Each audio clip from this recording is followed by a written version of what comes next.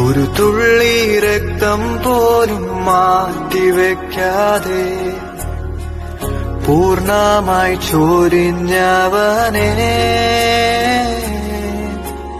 നിൻ സ്നേഹത്തിൻ ആഴവും നിൻ സ്നേഹത്തിൻ വീതിയും ആരാലും വർണ്ണിപ്പാൻ സാധ്യമല്ല,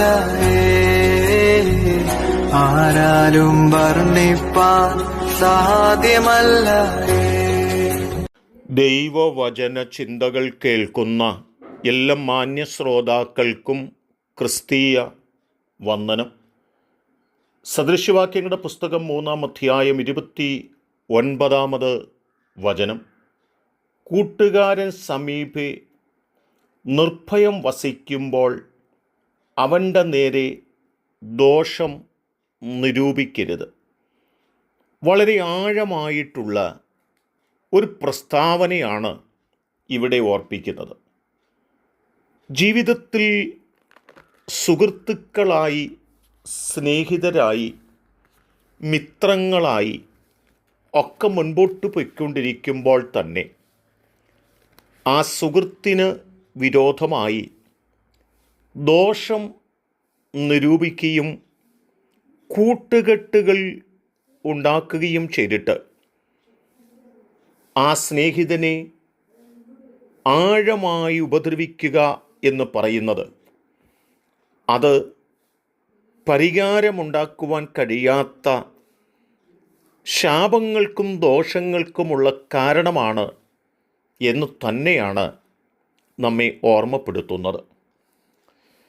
ഉൽപ്പത്തി പുസ്തകം 37-ാം അധ്യായവും 42-ാം അധ്യായവും നാം പരിശോധിക്കുമ്പോൾ സഹോദരങ്ങളെ ആഴമായി സ്നേഹിക്കുന്ന യോസേപ്പ്, അവർ അപ്പൻ്റെ ആടുമായി വനാന്തരത്തിലേക്ക് കടന്നുപോയിട്ട് മടങ്ങിയെത്തേണ്ട സമയത്ത് അവർ മടങ്ങിയെത്തുന്നില്ല എന്ന് കണ്ടപ്പോൾ സഹോദരന്മാരോടുള്ള സ്നേഹം നിമിത്തം അവരുടെ ക്ഷേമം അന്വേഷിക്കേണ്ടതിന് അവരെ അന്വേഷിച്ച് അപ്പൻ്റെ അരികിൽ നിന്ന് യാത്ര തിരിച്ച് മലകളും താഴ്വരകളുമൊക്കെ അവരെ അന്വേഷിച്ച് കടന്നു പോകുമ്പോൾ ദൂരത്ത് നിന്ന് അവരെ കണ്ടിട്ട് സഹോദരന്മാരെ കണ്ടെത്തിയ ആനന്ദത്തോടെ അവരുടെ അരികിലേക്ക് ചെല്ലുവാനായി പരിശ്രമിക്കുമ്പോൾ അവർ ചെയ്തത്, അവർ അവനെ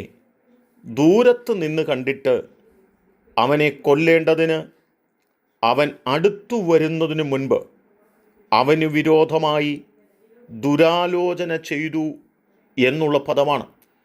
സഹോദരന് വിരോധമായി ദോഷം ചെയ്യുവാൻ സംഘം ചേരുകയും കൂട്ടുകെട്ടുണ്ടാക്കുകയും ദോഷം ചിന്തിക്കുകയും ദോഷം നിരൂപിക്കുകയും ചെയ്യുന്ന ആളുകളെയാണ് ഇവിടെ കാണുവാനായിട്ട് കഴിയുന്നത്. യോസേപ്പ് അരികിലേക്ക് വരുമ്പോൾ യോസേപ്പിനോട് ചെയ്യേണ്ട ദോഷത്തെക്കുറിച്ച്, ദ്രോഹത്തെക്കുറിച്ച് അവർ ഒരുമിച്ചിരുന്ന് കാര്യങ്ങൾ ആലോചിച്ച് തീരുമാനിച്ചു എന്നുള്ളതാണ്. എന്നാൽ അതുനിമിത്തം യോസേപ്പ് അല്പമല്ലാത്ത പ്രയാസങ്ങളിലൂടെ കടന്നു പോകേണ്ടി വന്നു എങ്കിലും പിന്നത്തേതിൽ അവർക്ക് ഒരു കാര്യം വ്യക്തമായി മനസ്സിലായി. 42-ാം അധ്യായത്തിൽ പറയുന്നുണ്ട്, ഇത് നമ്മുടെ സഹോദരനോട് നാം ചെയ്ത ദ്രോഹമാകുന്നു. അവൻ നമ്മോട് കെഞ്ചിയപ്പോൾ നാം അവൻ്റെ പ്രാണസങ്കടം കണ്ടാറേയും അവൻ്റെ അപേക്ഷ കേട്ടില്ലല്ലോ. അതുകൊണ്ട് ഈ സങ്കടം നമുക്ക് വന്നിരിക്കുന്നു എന്ന് തമ്മിൽ പറഞ്ഞു. സഹോദരനോട്, കൂട്ടുകാരനോട് ദോഷം നിരൂപിക്കുവാൻ, ദോഷം ചെയ്യുവാൻ പാടില്ലാത്തവർ യോസേപ്പിനോട് ദോഷം ചെയ്യുകയും അതിൽ ആനന്ദിക്കുകയും ചെയ്തപ്പോൾ പിന്നീട് അതിൻ്റെ പരിണിത ഫലം അവരനുഭവിക്കേണ്ടി വന്നു. അപ്പോൾ ദൈവം അവർക്ക് അവർ ചെയ്ത പ്രവൃത്തിയുടെ കൂലിയാണെന്ന് ബോധ്യപ്പെടുത്തി നൽകുകയും ചെയ്തിരിക്കുന്ന ഒരു ചരിത്രമാണ്.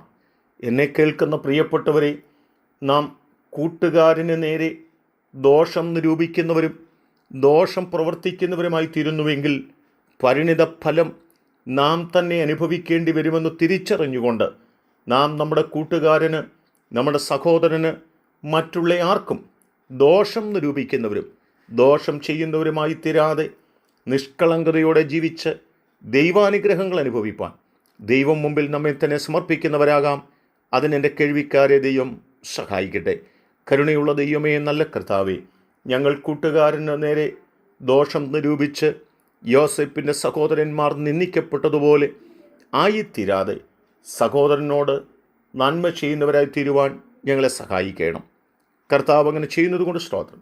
യേശു കർത്താവിൻ നാമത്തിൽ തന്നെ ആമേൻ.